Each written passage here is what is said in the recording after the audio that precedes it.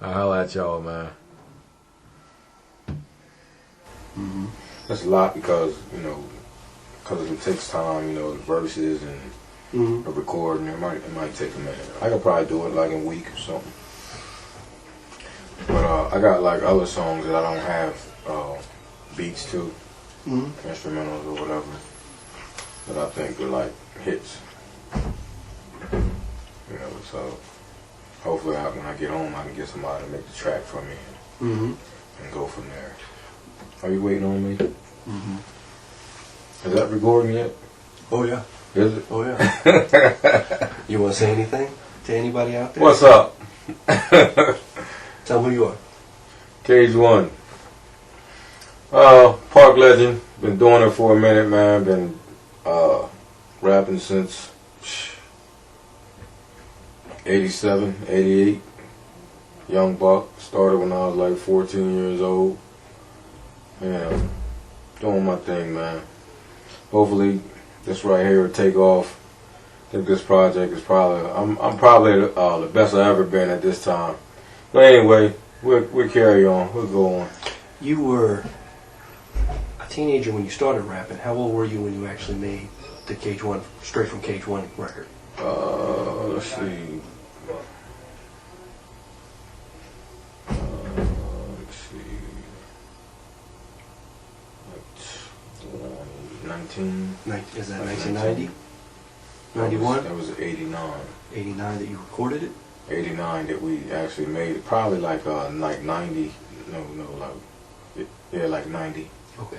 90 we recorded. How long from the time you recorded it till you put it out? But did you make that song and say, we're going to put this out as a record, or were you just making songs? We were just making songs. Okay. So, that one we just happened to choose that and go with it. Just recording, having fun, really. When it came out in 90, what type of recognition did you get around here for it? Actually, we did pretty well around here. Everybody was liking the record. We had a big buzz. We had a big buzz before we started recording, though. Just doing like parties and stuff like that. Just being Cage One. Yeah, and doing shows before we even started, before we even put that record out. So, like even in high school, we were doing talent shows or whatever, and going to different places, going to different parties and clubs or whatever. Still doing shows and stuff. Performing like that. as Cage One then too? Yeah. Huh. Yep. Now, from what I understand, Cage One is a group that's more, at the time, was more than just a rap group. Right. But like folks like Grouchy Greg told me, people gravitated towards you as like the natural leader of the group. Right. For whatever reason that was. Yeah. What else were y'all doing around the time? Was it just running Newark? Actually, we were like kind of like just running the streets, really, just being like neighborhood kids, That the name actually stemmed from a guy named Juggernaut, and he made up the name because all of the streets are named after birds. Okay. So he named it the Bird Cage. So it was just, he just called it the Cage. That's in the neighborhood. Right. So everybody was like a part of Cage. Like it was like a whole neighborhood. Okay. It still is to this day. But then we took the name and made it a rap group and just blew it up from there. So, and gave it, recognition. So you're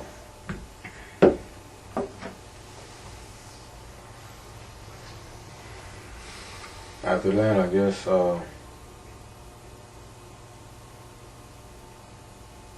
like I said, we were just like performing and, doing different things as kids. And at what point did the recognition go beyond Newcastle County? At what point did folks outside of Delaware hear about the record? Did you already have friends you knew interstate? I know a few people, but not like that, like in Philly or whatever, but not really like that. And it didn't start getting real big and popular until we made the actual record and put the record out there. And then we started doing shows and all over the place. Washington, D.C. We did a show for Jesse Jackson when he was running for president. You know, we did a show in Philly. We did a show at Rick Mahorn's. We opened up for Gangstar. Just all types of different stuff. What was the lyric that got you the Jesse Jackson gig?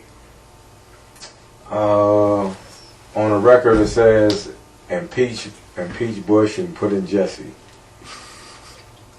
So They were loving it at the show. Bush's dad. So, you know, he was all hyped for that or whatever. And then we had a little, I guess, dinner or convention afterwards. Mm-hmm.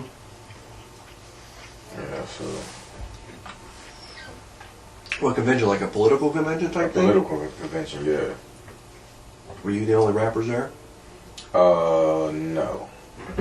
Well, actually, yeah, we were. Did they have a special section for you, or did they just let you roll with the Washington, D.C. people? Yeah, we just went in there.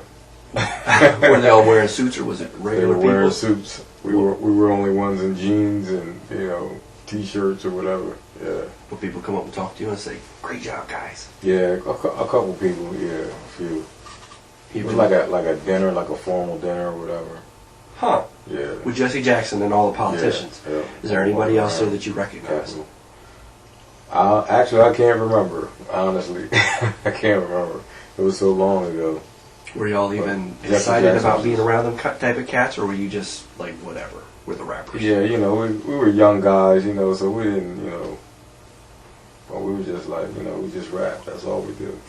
So even with this jail situation, you know, I rap about like the streets and stuff. Mm-hmm. Because that's what I got involved with. I mean, I was always in the streets, really. Mm-hmm. You know, but I was coming at it from a more political aspect and, you know, trying to help people. And I'm still trying to do that to this day. But, like, my story right now, like, I want people to relate and try to understand where I'm coming from and not to follow the same shit I did.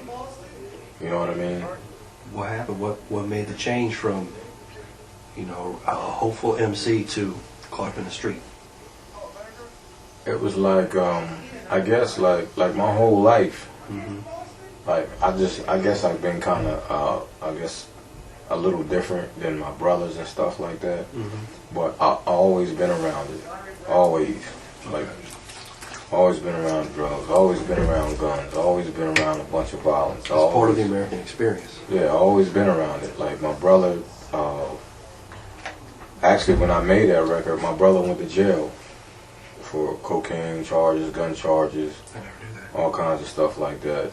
Then I had another brother. He did 4.5 years. I had other two brothers who did jail time. How many brothers do you have? 6, 7, something like What are that. you, Mormons? 2 of them died. No, sorry. One of them died of AIDS, and the other one was found in the Christiana River. What was that? So that was, I guess, back in like late 90s. Wow. Both of them. Sorry.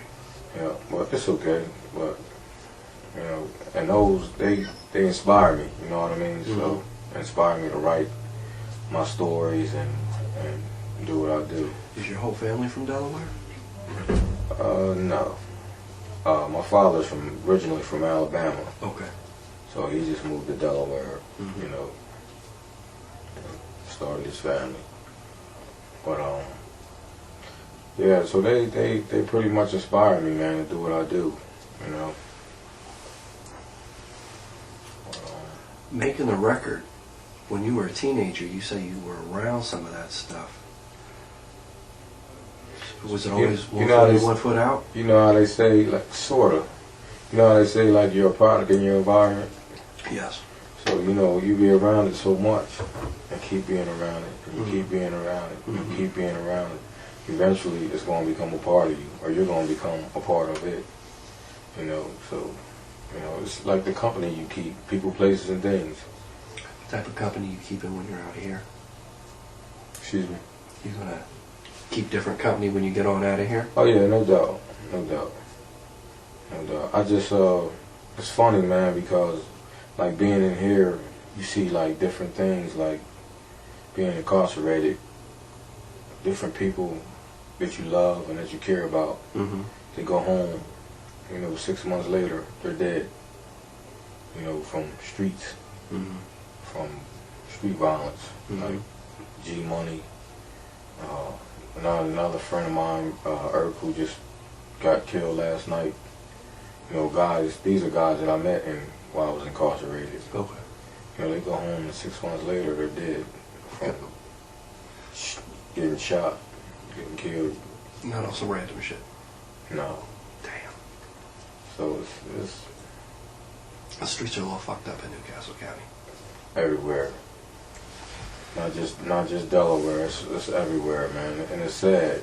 You It know is what I sad. mean? As a matter of There's fact, a lot of people like dying for like nothing, literally nothing. it's not just dying. A lot of people get a lot of time wasted by the system Yeah. off the fact I'm not trying to get preachy, but when I was doing this bit about looking at all the records that came out in Delaware, from Disco Beef to Doc D to Cage One to Project X, and how much the streets interrupted almost every single one of those artists. Yeah. And All of us, Rangy, it's fucked everybody. up. It's almost an injustice because the system is what are you going to do? Not to get too deep into it, but Right. I mean, this is the creative output of, you know, almost a whole generation of people has been affected by something that is not even aware. Nobody knows about these records you were making except your friends. You know what I mean? Like, there's a lot of people that's your age right now that's probably just getting exposed to them when you bring it back out. You know what I mean? Right. Park Legend, did y'all press that up, or how did you circulate that? Actually, pretty much by hand, really, just hand to hand, and So putting it in different, you know, stores around here, around Delaware or whatever. Were you making your own copies, or did you get manufactured? I got it manufactured. Actually, the guy that manufactured the CDs, he died. I don't know how, but I did it through Craig and, you know, Hated and Flex. Uh-huh. They helped me get that project done. Mhm. So when I get out, those guys are probably going to be managing me pretty much. You know, those guys are management. How many of the Park Legend CDs did y'all get pressed up? Do you know? Maybe like, it was only like 500. It was like something small because I knew I was coming to jail and I just wanted to keep my name out there. So actually that album was like a rush job just to keep my name out there, get it recorded, just give them out. Really, you know. It's still working because one of them tunes is on Rev Run show. Oh yeah. Slice came by and said, he showed me the invoice or whatever. He said they played it like 14 times on there. I've never seen anything like that before. Yeah, played it 14 times on Run's house. That's awesome. Yeah. Can I ask you how much is each time worth? Did it say on the invoice? Like some of it is like $30, some of it's like For one show? yeah. Well, I don't know how that works. Like Me either. actually the publishing on all of that, but That's a little bit of money. yeah, it is. You know, it depends like how long they play it. Okay. You know. Oh, that's right, because they might play just the hook. Yeah, or, they might play like 10 seconds of it, like 5 seconds, or, you know, they might just... I had a breakdown on this invoice. What did you see? I was like, I was amazed, really, because I never seen nothing like it, you know, because I'm, you know... That's some official shit. Yeah, it is. It is, yeah. It is, that's big, man, so...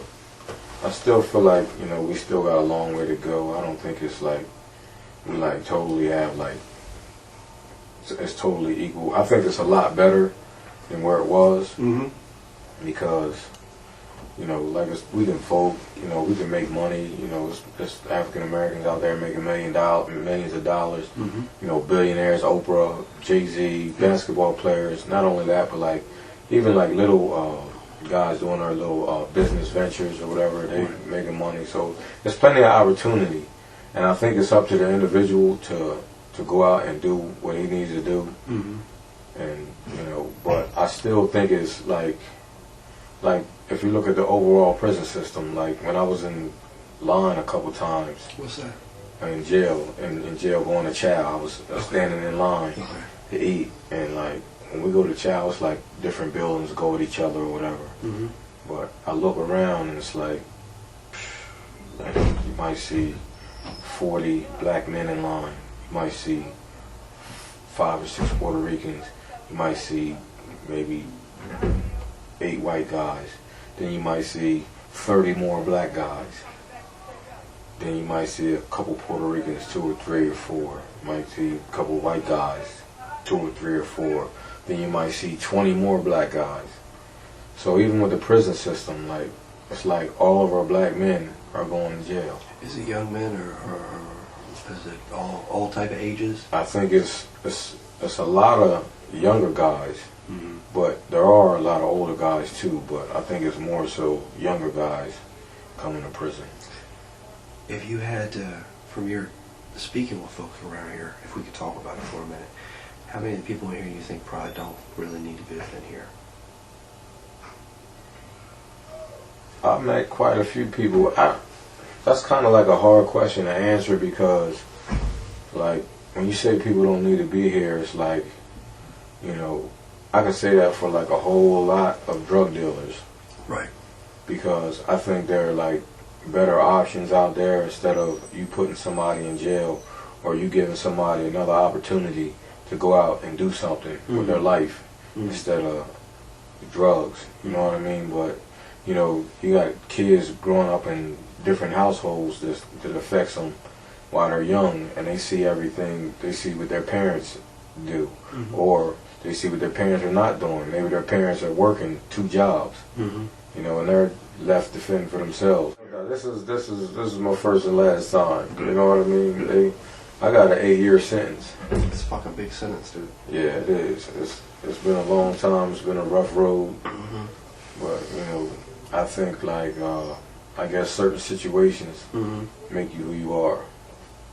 So that's true. I'm not gonna say, you know, I wish. Well, I wish this never happened to me. Of course. You know what I'm saying? But I think God got His purpose for everything. What do you think that being Cage 1 in some ways a self-fulfilled prophecy of the man you were going to be and grow up to be? Yeah, I do. I think that. I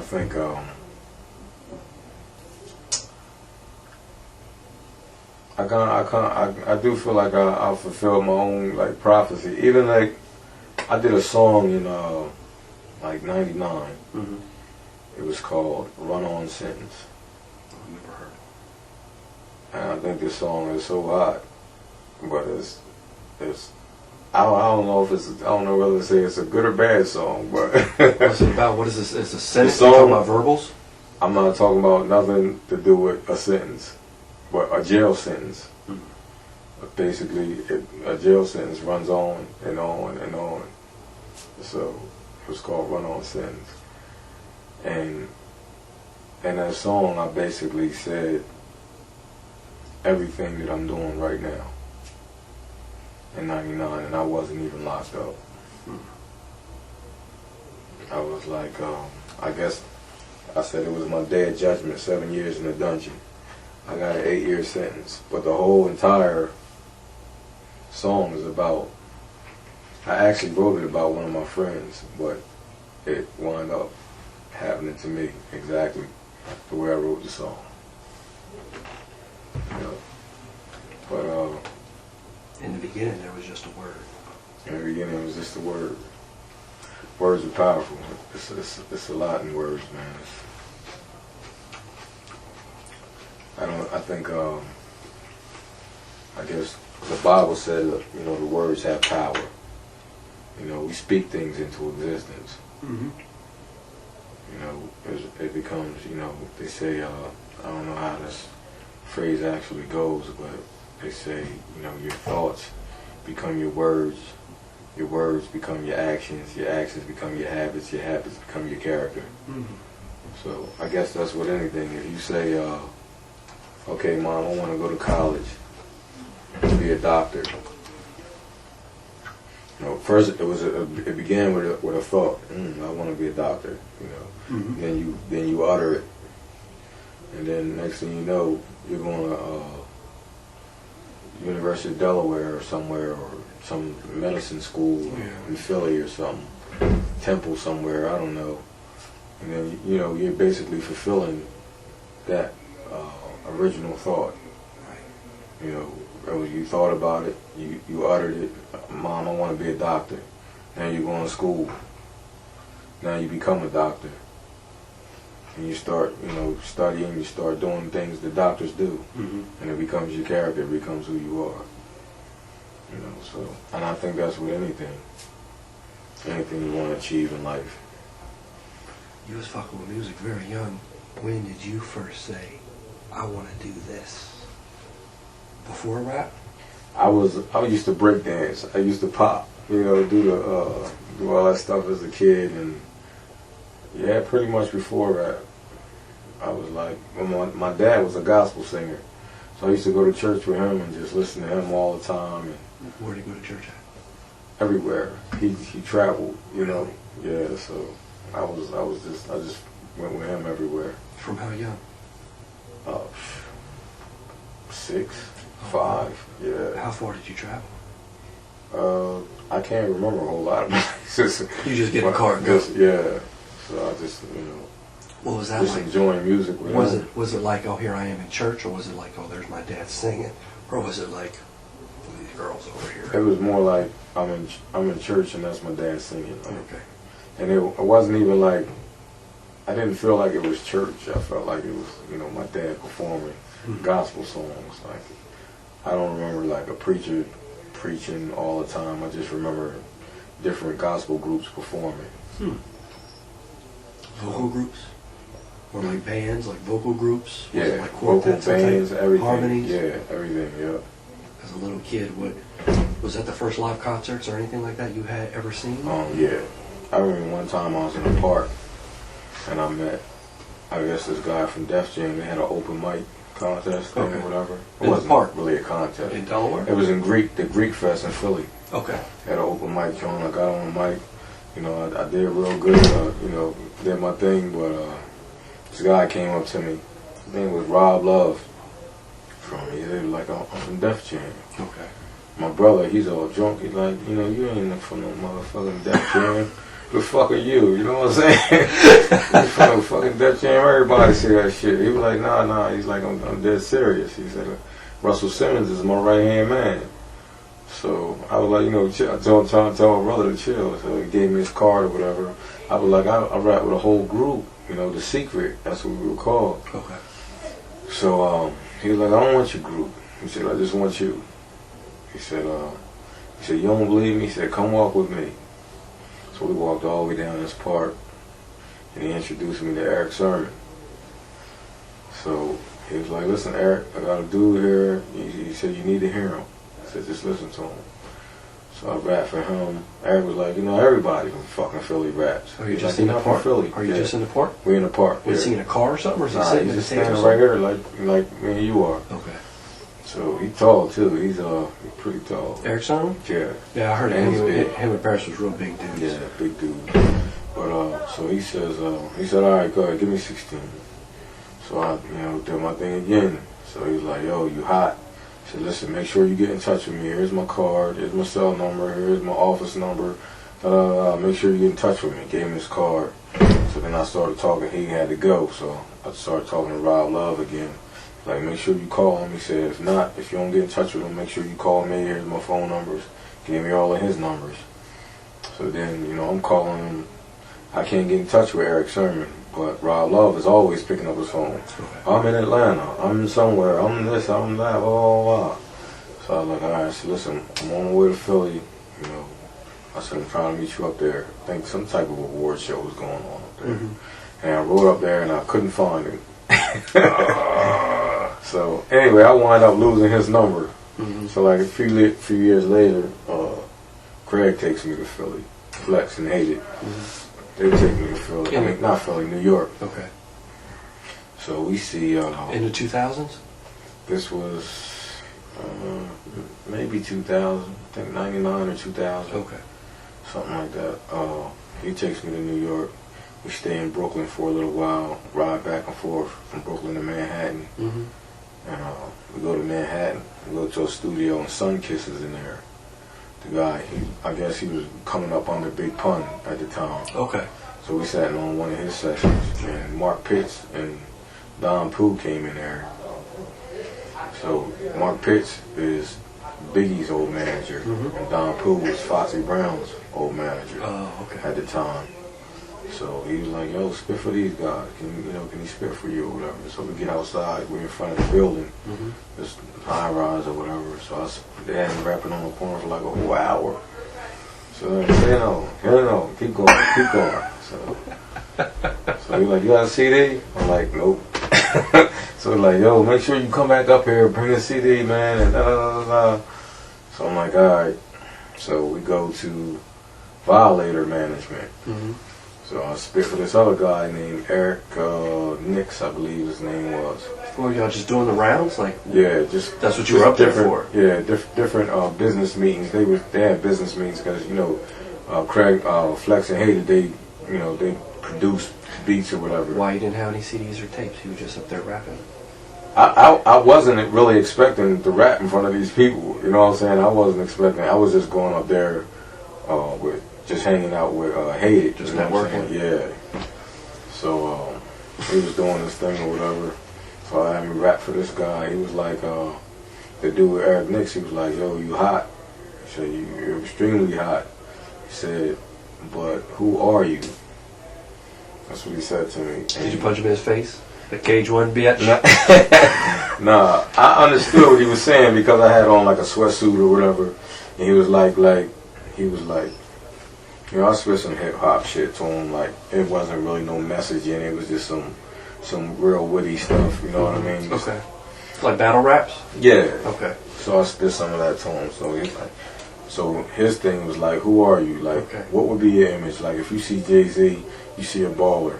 You might see him in a Bentley. You might see him with a couple girls. Okay. He said, you see DMX, you might see him walking his pit bulls. Like, he got like an image to him. So he was like, what are you? Well, some marketing. Some marketing. Because he's thinking industry. I'm thinking I'm in the street. I'm a legend. You know what I'm saying?